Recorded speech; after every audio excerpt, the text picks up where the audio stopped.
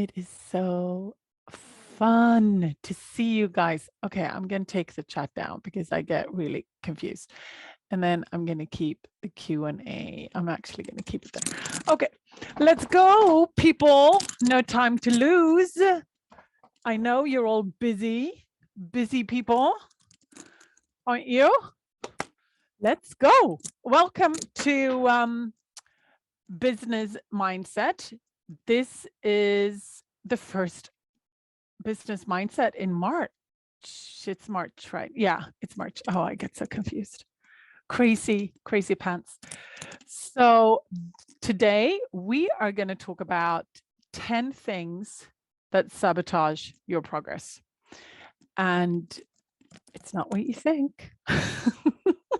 Now, if you worked with me, maybe you will recognize some things. But before we start, I want to introduce myself. My name is Anna Wallner. I am primarily a life coach and business coach for women entrepreneurs, or usually I say entrepreneurial women, because I don't only coach women with a like entrepreneurial vision, but, or I would say like a company and like they want to have a business, but there is something about the word entrepreneurial that I like, that is a drive that all of these women have that I coach, and they sort of get in the way of themselves, and that's where I come in. So I have created a program called Business Mindset with 5 steps that I take my women through. But I also host the Life Coach podcast. It's actually called Life Coach Podden because it's in Swedish. So if you don't understand Swedish, I'm sorry, then it's not for you.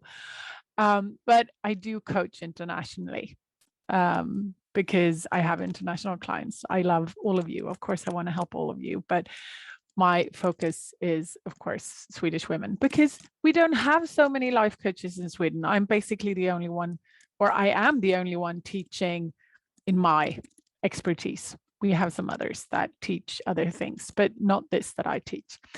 So that's a little bit about me. I host PIF talks here 2 times every month, normally, on the topic of business mindset. And then we have a little bit of different topics depending on, but that's what I do. And if you want to come to the next one, it is on the 22nd of March, and you can go up on the Life Coach University website and get your spot already, so you don't forget.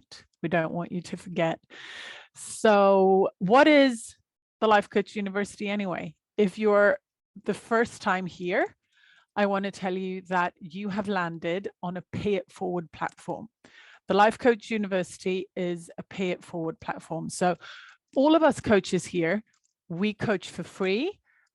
We spread the word and our teachings and all of our tools for free. And the only thing we want you to do, that we ask you to do, is to pay it forward in any shape or form that feels good and relevant to you. So that's the only thing that we do. So there's so much goodness to be had up on the Life Coach University website. So go there and check out all of the other coaches that are hosting webinars. There's a myriad of topics. So, but don't go there now. Now we're going to do this, and then you can go there afterwards, and you can sign up for all the ones that you want to see. So think about it already now. How do you want to pay it forward? And I know that some of you are returning. It's not your first rodeo. So think about, how do you want to pay it forward this time? Because I know you've paid it forward before, but how do you want to pay it forward this time? So think about that a little bit. And then this is how we're going to do this. I know that when I when I do my PIF talks, I am usually a little bit like this because I have the Q&A, the chat, and all of the things. And I also have my notes because I am known to get into my rabbit holes because I get so excited about the things I talk about. And even though I have my flip chart and all of the things, I also have my notes. So I need to stay on track. So it's for your sake and for my sake and everybody's sake. But what we're going to do today is that I'm going to go through these 10 ways that you sabotage yourself. I'm not saying that you have all 10 of these, but these 10 usually come up in some shape or form with everybody. And then we lead with some of them. So that can be interesting for you to see which one that you actually lead with, because I know my women, what comes up for them, but that might not be true to you. So what I am going to do is I'm going to go through all of those. I usually say that it will take about 30 minutes. I promise that's how long it will take, but I will try to get through it and not go into the rabbit holes.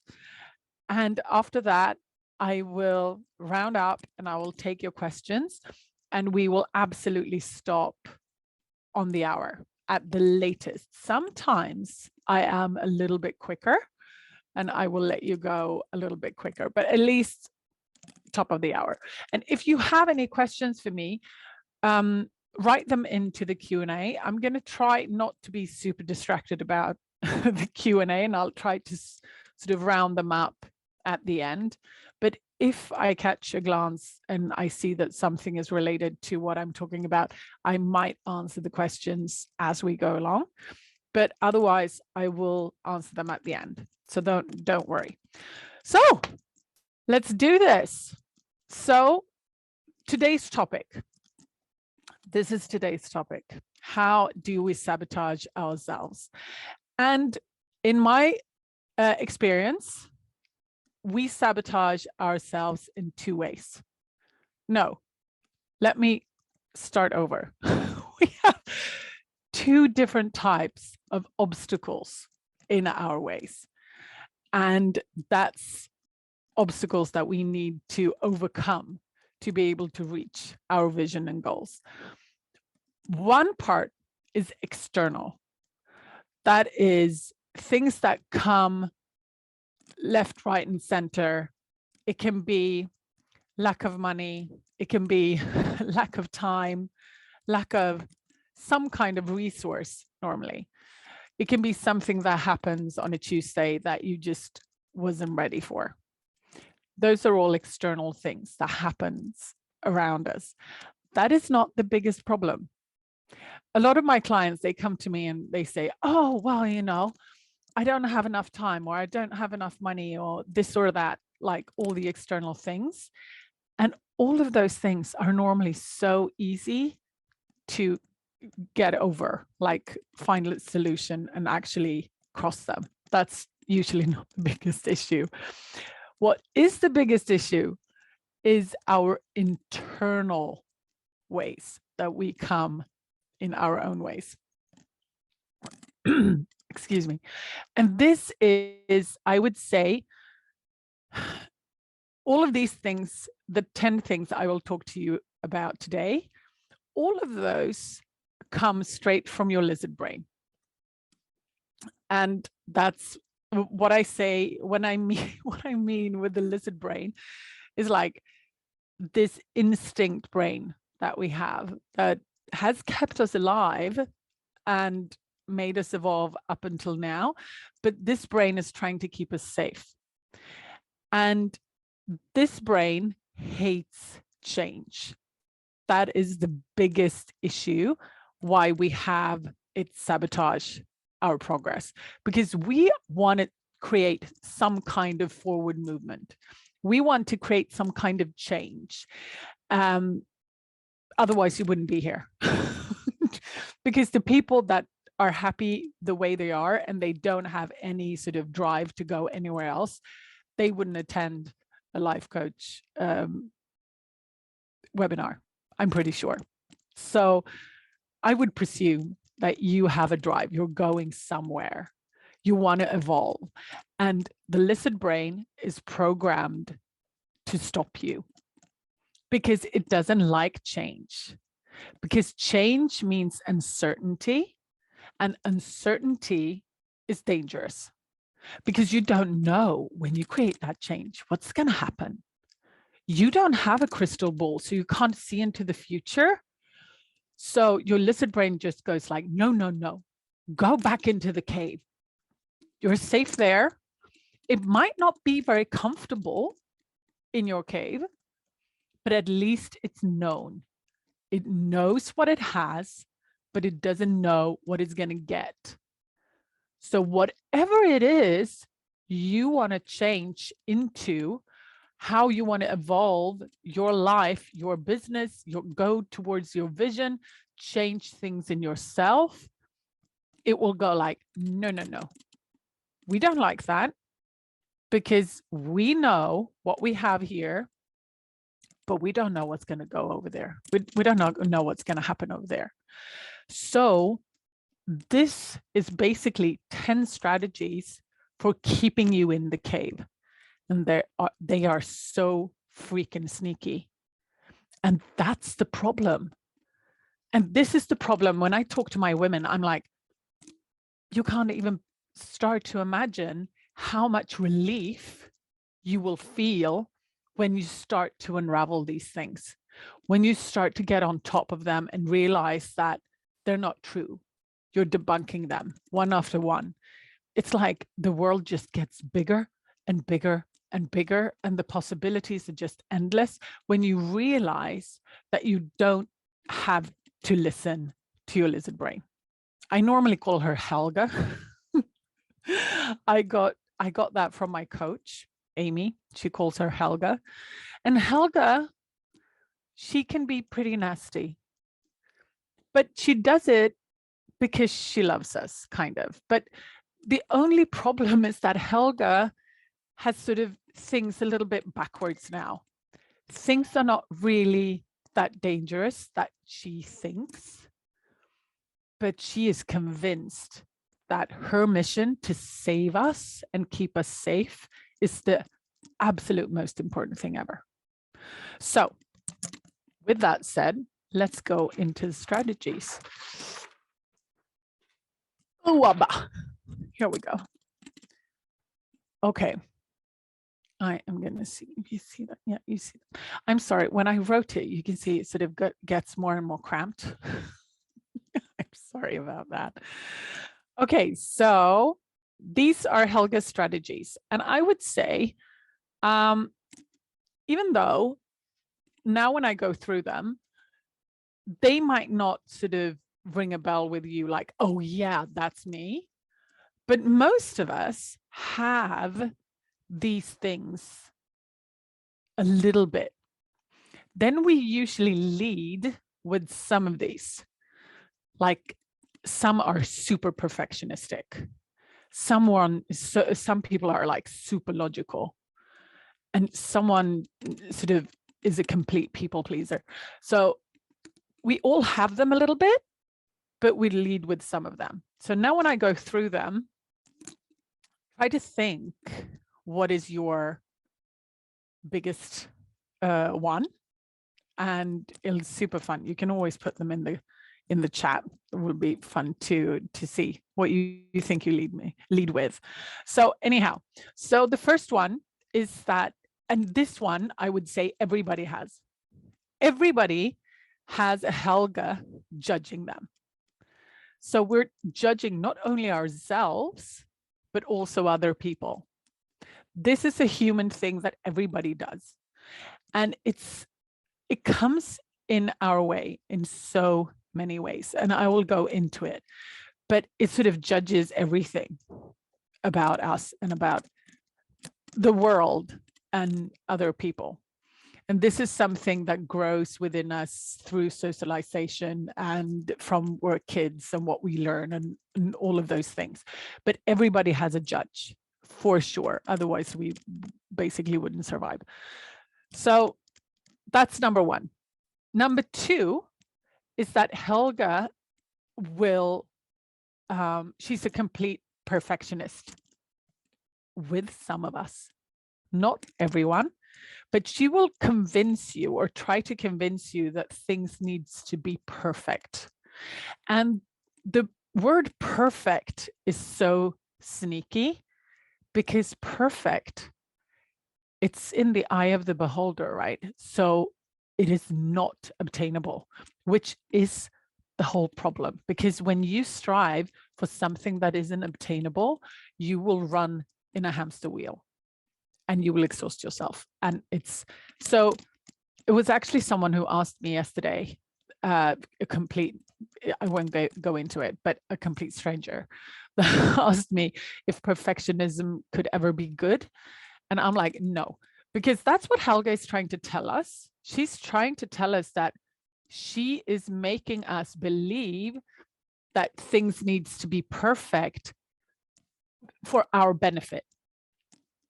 But that's very sneaky because it's never because of our benefit. It's because she wants us not to let anything out in the world unless it's perfect, but it can't ever be perfect. So you see the problem. It's like the catch-22 problem. So that's one of the things. Number 3 is that she tells you that you should do more.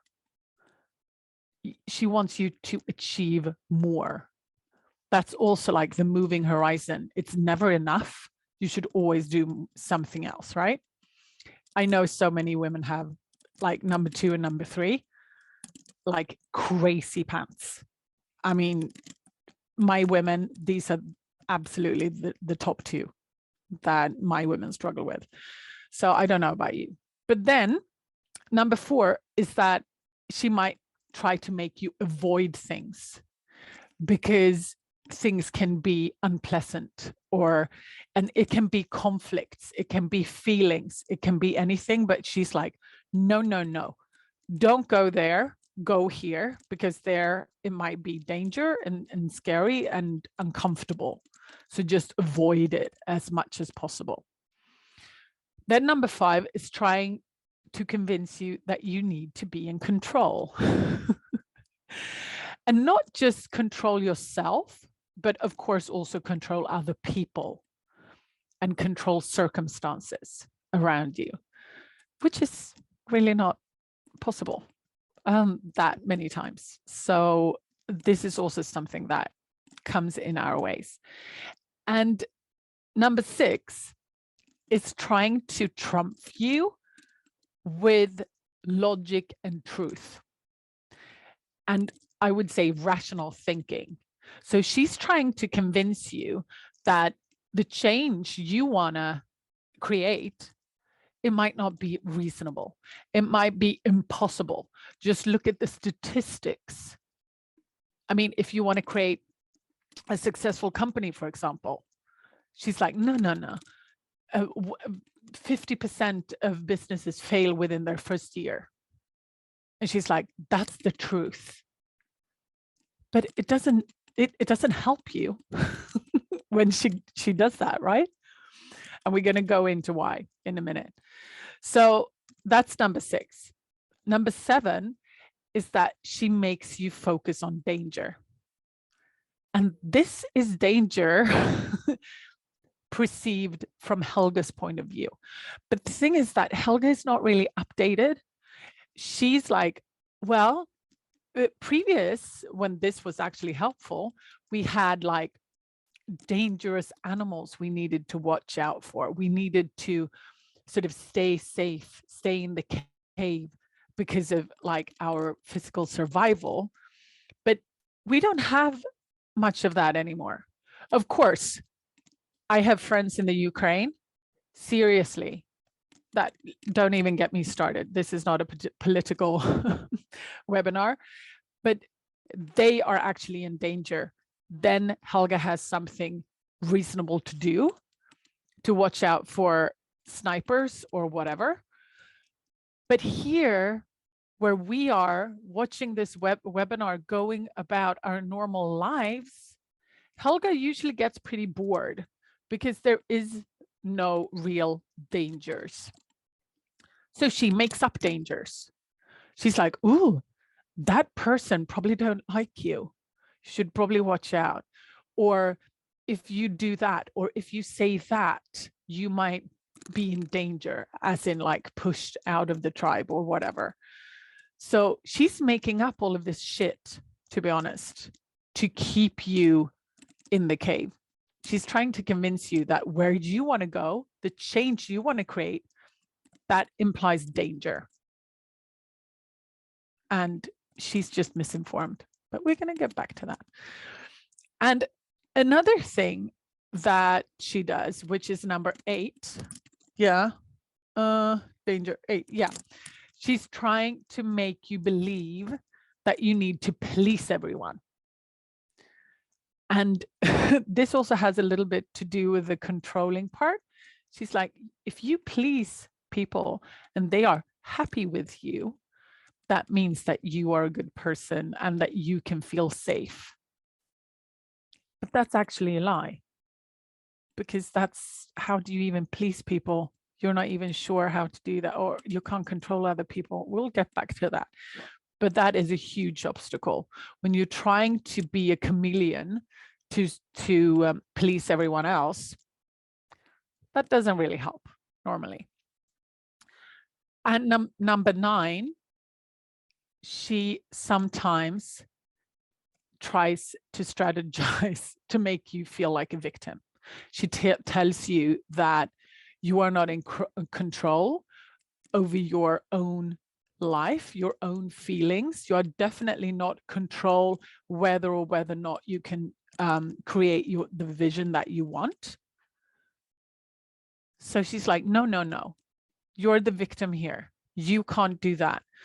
And I had a huge victim side in me when I was, when I just had, I didn't have it when I was younger, I think. A little bit, but not so much. And then I had the kids. Oh my God, this victim strategy came out from Helga. She's like, oh, you're just living for your kids. You can't do anything. You can't even control your own sleep. Now we're not going to go down the rabbit hole, but oh my freaking God, this can be so strong. And she just tells you, no, there is no way you can control this. Your faith, or fate, not faith, fate is in everybody else's hands. And your sort of feelings and future is also up to everybody else, not up to you. That's a lie. It sucks. That sucks. And then number 10 is that she makes you restless. And this is a huge problem that actually makes you not being able to focus. So, and it's super sneaky because she's like, oh, maybe you should do that, or you're bored, or you should do that, or this and that. And she makes you skip and jump between things and you can't focus. And if you can't focus, you can't create what you want, right? Because you will just go like a little bit here, a little bit there, a little bit everywhere, and that will slow you down so much. So those are the 10 different things. And as I said, we all have these a little bit, or maybe they just pop up in a certain situation. But then we have some of them that are really strong within us. So the question is, why does she have, I call her the lizard brain. I continue to call her Helga. So why does she have these strategies? Why are they so freaking effective? The reason is because they make us feel unhelpful feelings. And I will get more into that when we go through them. But that is the main reason why it's so effective, because all of these things, these strategies, they make us feel some kind of negative emotion. And those negative emotions, they don't work as well when it comes to fueling us. I see that some of you guys are new here. or I think you are at least, I don't know how acquainted you are with the fact that what we feel is actually the fuel to what we do. So an example, if you feel like a victim, if you feel victimized, you will not take strong, courageous action towards your vision, right? You will probably go like into, I'm just going to be here. I'm completely helpless, and you won't do much, right? But if you feel strong and confident, that is very different from feeling like a victim, right? So if you feel strong and confident, you will probably do a lot of things to reach your vision, right? So the feelings are what fuel our actions. That's why they're so important. And in this scenario with Helga using all of these 10 strategies, the problem with them is that they make us feel unhelpful feelings. So that's the whole thing.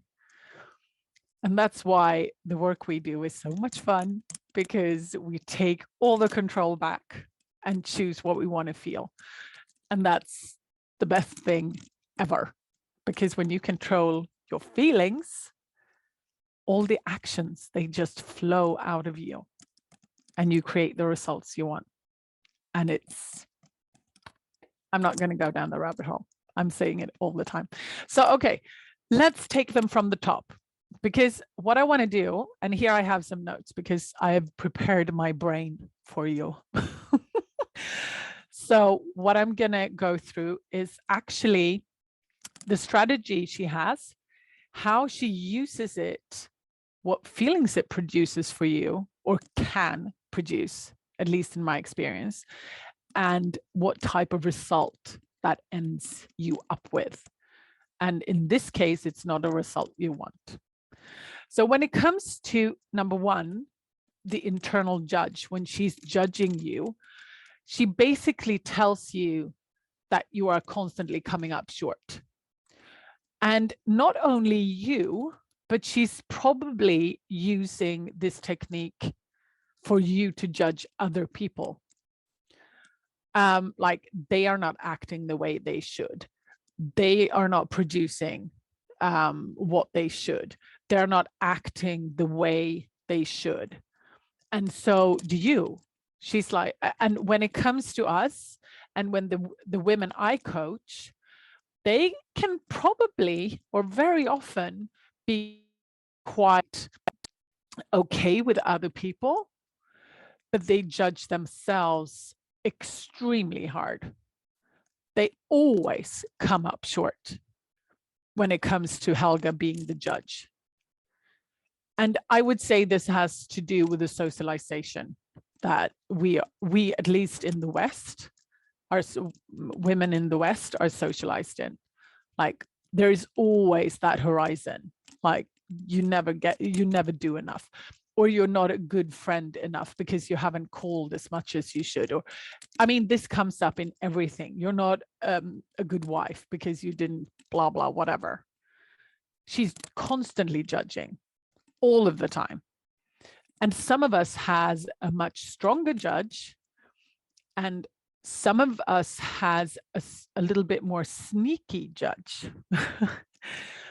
Some judges that I have come across coaching my women can be very sort of under the radar, and some of them can be really upfront, like, you suck. You shouldn't have said that. Now they will think you're stupid.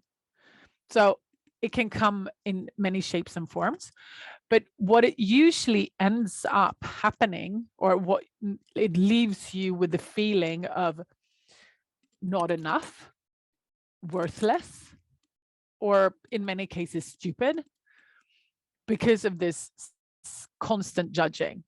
So what that result that gives you is that you will probably tone yourself down. You will try to accommodate this judge. You don't dare to be you full on, because if you did, then the judge would come and say, no, you're not good enough. That won't do. So that is the result that I see mostly, like overall. Of course, we create a lot of detailed results, but like the overall result is that we don't dare to be ourselves fully when we judge ourselves all the time, because we constantly come up short. And I mean, seriously, ladies, that suck. We don't like that judge. We need to put a lid on the judge. And what's also fun, not fun, it's definitely not fun, but a lot of women that in the beginning when I coach them, they go like, oh, but I need the judge because otherwise I would go into a complete slob and not care about anything. But that is not true, because the judge sort of pushes you. But what if you could get pulled instead? That's what we're doing. We're changing the pushing to become a pull. So you actually want to do all of those things. And I don't need to tell you that it's a freaking game changer. It's so good. But if we look at the next one, perfectionism, this is also a perfect way for mixing up with the judge, because it tells you that everything you are or do could always be better. You could always deliver things in a more perfect container. You could always be more perfectly behaved. You could always look more perfect. And I know, at least here, growing up here, it's like, you could always be better. You could always be more good looking. You could always have better looking clothes, or learn how to put your makeup on better, or, I mean, be nicer, be a better friend. It's like all about this. You need to do it perfect. But as I said in the beginning, what's perfect? What is perfect? And sometimes I go back to my women. My women have a very hard time letting go of the word perfect. And then if that's the case, then we turn it around and look at, okay, in this situation, what would actually be perfect? Instead of like the report that they're going to hand in, if that's going to be perfect, no, what would be perfect is actually them turning in the report. That would be perfect, right? So then we can sort of turn it around so they can still use the word perfect, but sort of in a different context.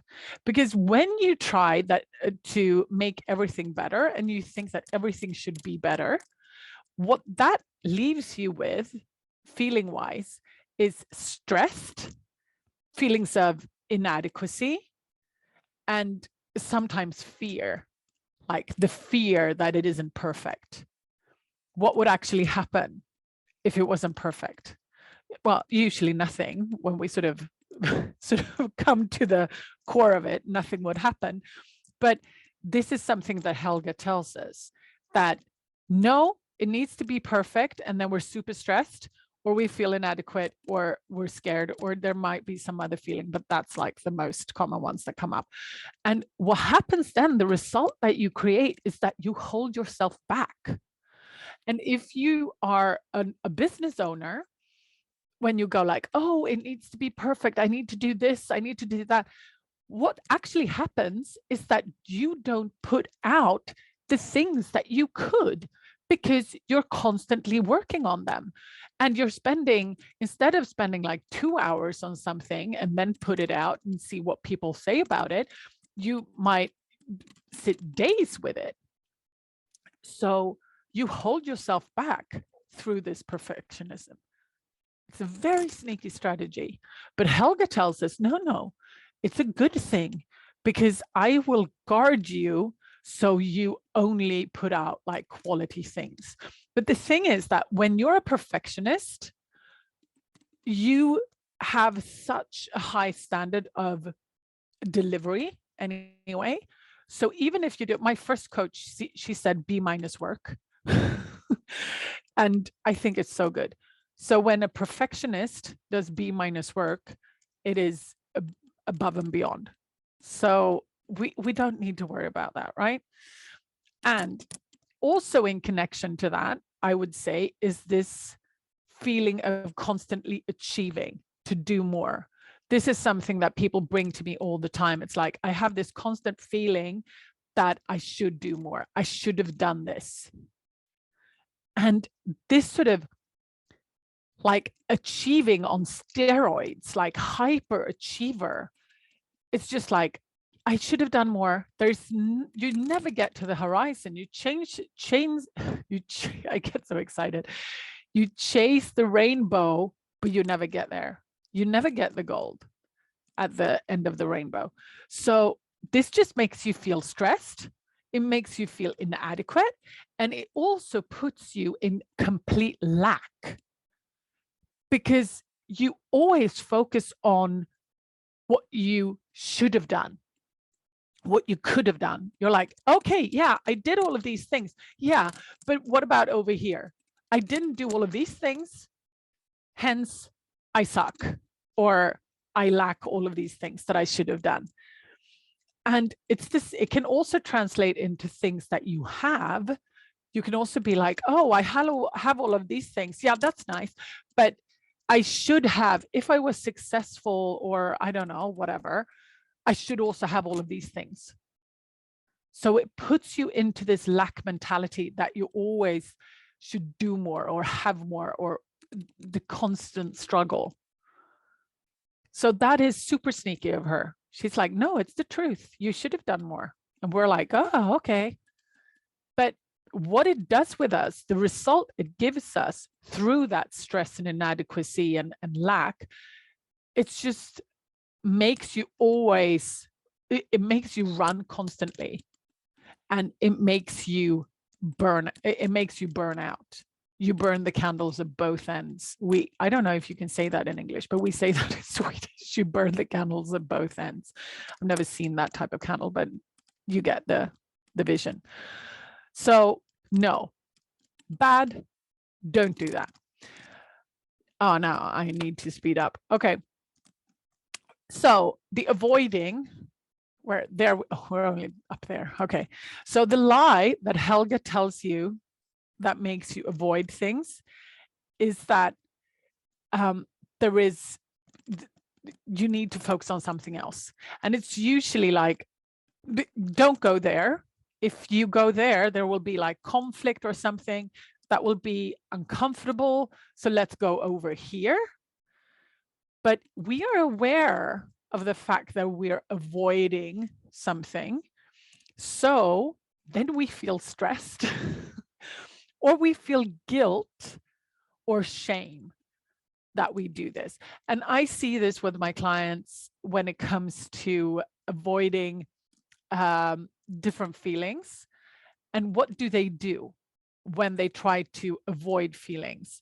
Yeah, they go to a positive feeling, or what the brain tells us is a positive feeling, and we call it buffering. So what you can do then is like, well, you can overeat, you can overshop, you can sit on your couch and just watch Netflix and just go into that.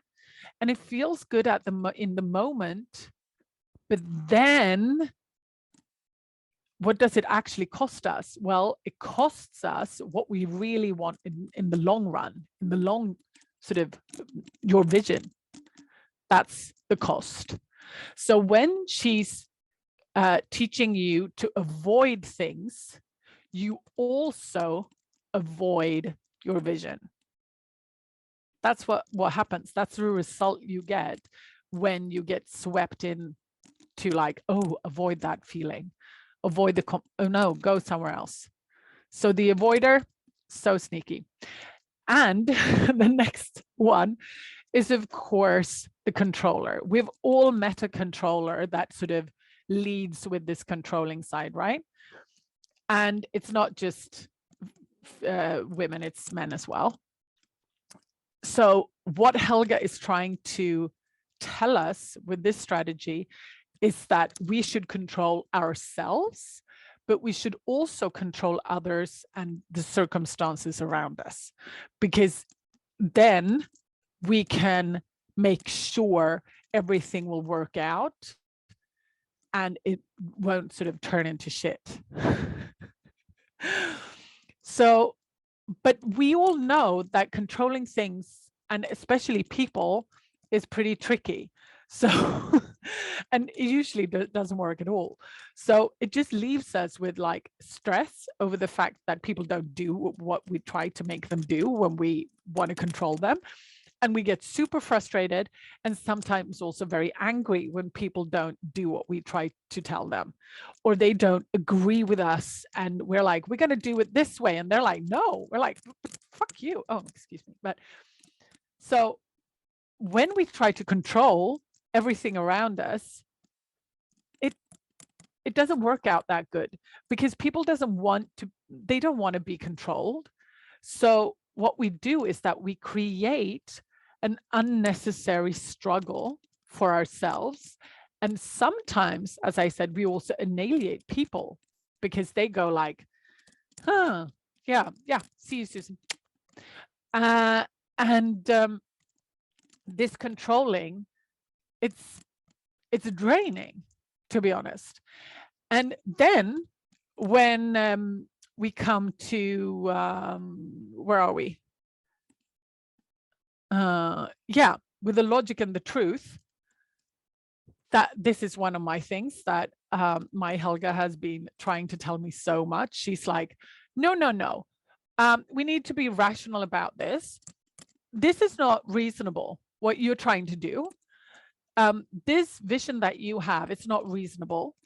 So she's trying to trump you with statistics and logic and what she says is the truth. So basically what she's telling you is that you need to be reasonable. This is not doable, and that you are wrong about what you want to create. So what sometimes happens then is that sometimes you feel locked in, like boxed in, like, oh, you can't maneuver, you can't do anything, because she's like, no, you can't do that. And then you're like, oh, okay. Or you feel stupid. It's like, oh, I guess I'm stupid believing that I could actually do this.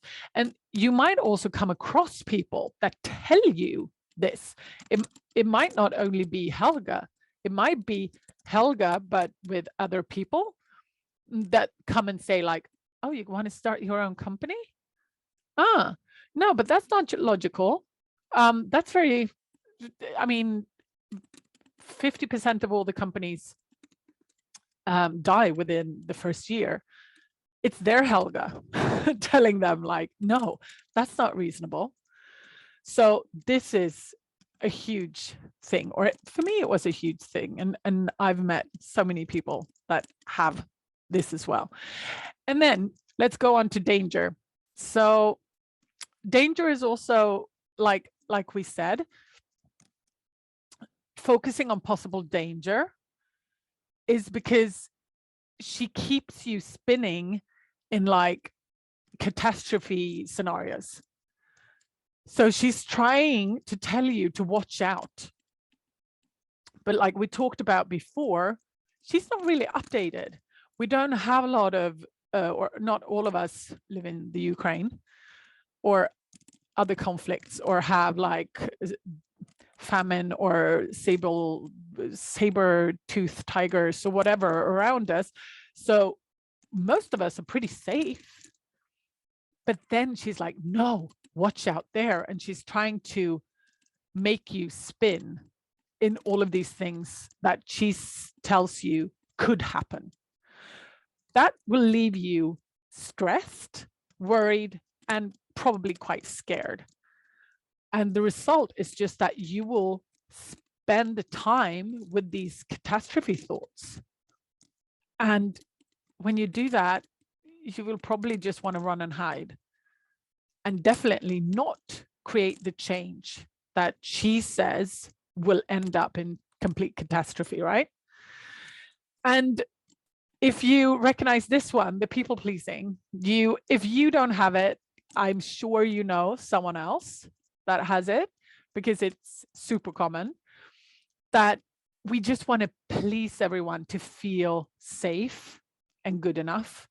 Because if other people like us, that must be because we are worthy. And the lies that she's trying to tell you is that what other people think, feel, and want is more important than what you think, feel, and want. Like, everybody else's needs comes before you. And this might lead you to feel frustrated. It might make you feel guilty or not enough. But what it does with you is that you will, if you're a people pleaser, you will push yourself out into the margins of your life, and you will cater for everyone else and put them into the center.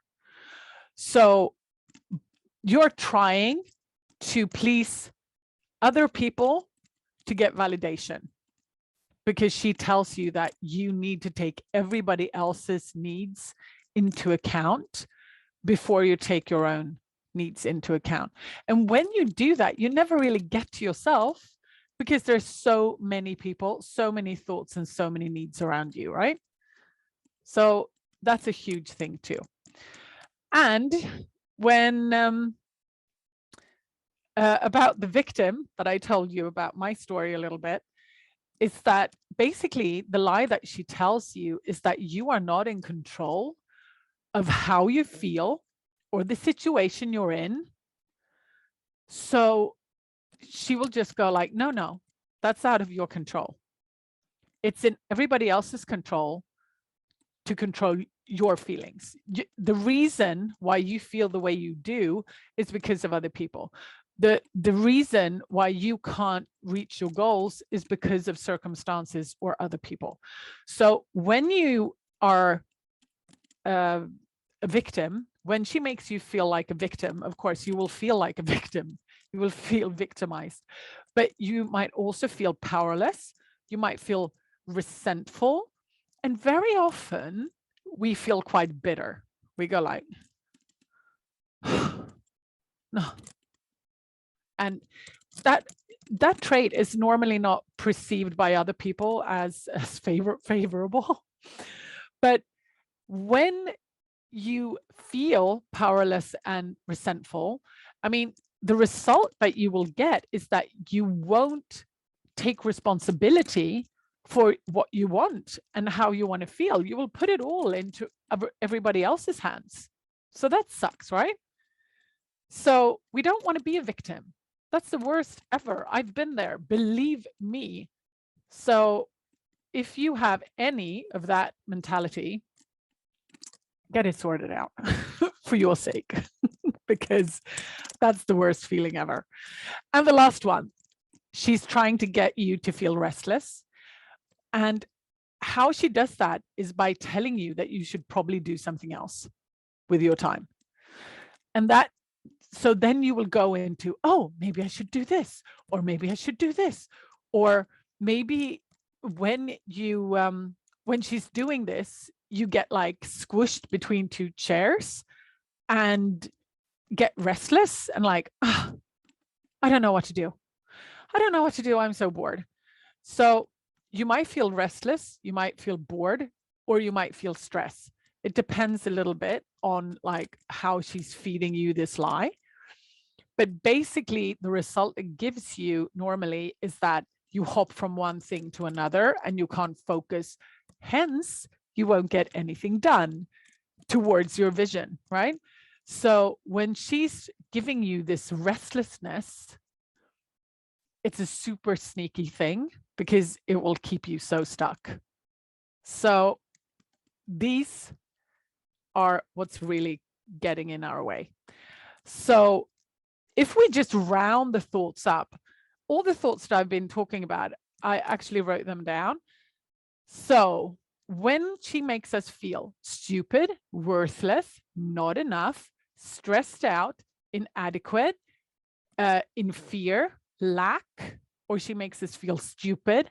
She makes us feel locked in, guilty, ashamed, frustrated, angry, victimized, powerless, resentful, bitter, restless, or bored.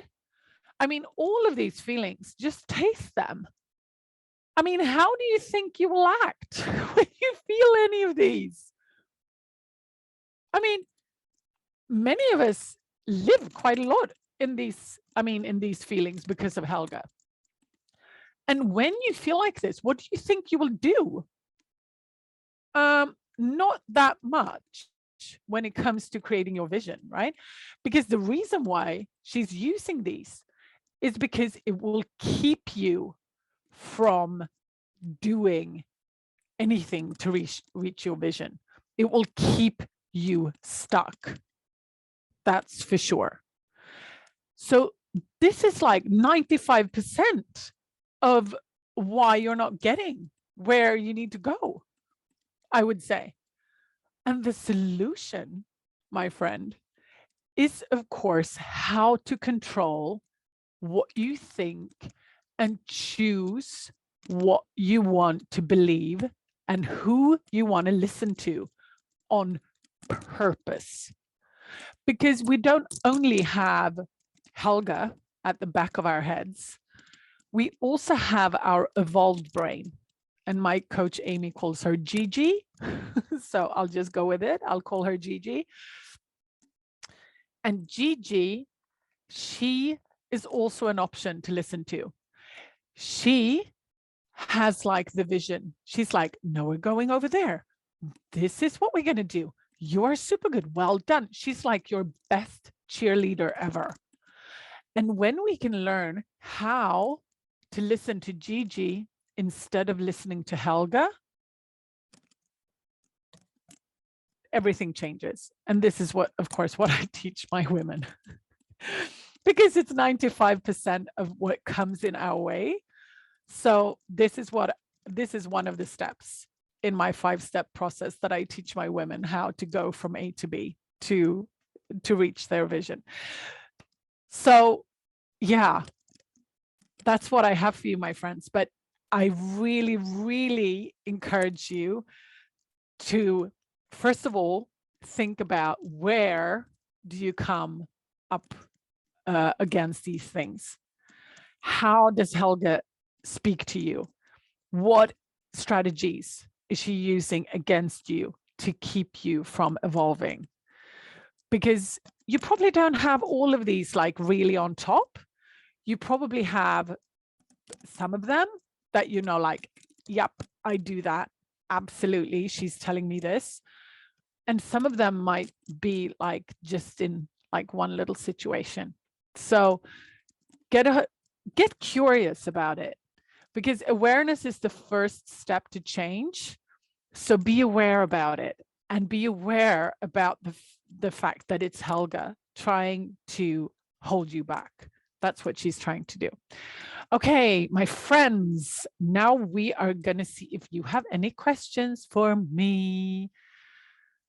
Oh, love your glasses. Oh, thank you. That's so kind of you, Susan. But Susan has left, so she can't see that I saw that one. Okay, so I'm gonna move you around. I am gonna move the Q&A. Okay, let's see. So first question from Anonymous. How do I stop listening to my lizard brain then? Yeah, well, it's actually a choice. First, I would say, be aware of the fact that your Helga is trying to feed you lies, and just acknowledge that, okay, here she goes again. Yep, this is her strategy. So as I said, awareness is the first step to change. So be aware of it and realize you have a choice. You don't have to listen to her if you don't want to. But she tries to tell us that this is absolutely necessary. Okay. Does everyone have all of these 10 problems? No, as I said, everybody, yeah, I would say everybody probably has them a little bit, or occasionally, or depending on where in your life you are, they can come and go. But I would say that we lead with one or, well, a couple or three of these traits. So what else? What are the most common problem of these that people come to you with? Okay. What is the most common one that people come to me with? I would say my women, they suffer from, number one, of course, everybody has the judge, judging you. But I would say perfectionism and do more and people pleasing. I would say, definitely. Okay. No more questions. So good. Okay, my friends. So that is all I have for you today. It's so good to host you. I just love being here. And if you speak Swedish and you want more of me, you can, of course, listen to the podcast. It's called, if you know Swedish, I can tell you the Swedish. It's called Life Coach Podden med Anna Wallner. Or you can go on and check out my website. It's annawallner.se. And if you don't speak Swedish, I do, as I say, have international clients too. So if you want to contact me, you go to Anna Wallner, that's a W, annawallner.se, and you scroll down to the footer and there it says contact, and there you find my email. So shoot me an email and we'll see what you need. That's the easiest thing if you're not a Swedish speaking person. So now, my dear friends, I just want to remind you to pay it forward in any shape or form that feels good to you today. And of course, it's always easy to go up on the Life Coach University's website and book your next PIF talk. We call them PIF. PIF, pay it forward. So good. And if you want to come to my next one, you can find it there. You just scroll down a little bit on the website. And yeah, is there anything else? Probably not. I'm so happy that you were here. And it was so great to host you. And yeah, have a splendid week and create that awareness so Helga won't get to you. I'm going to see here. Maybe I missed something. It says something in the Q&A.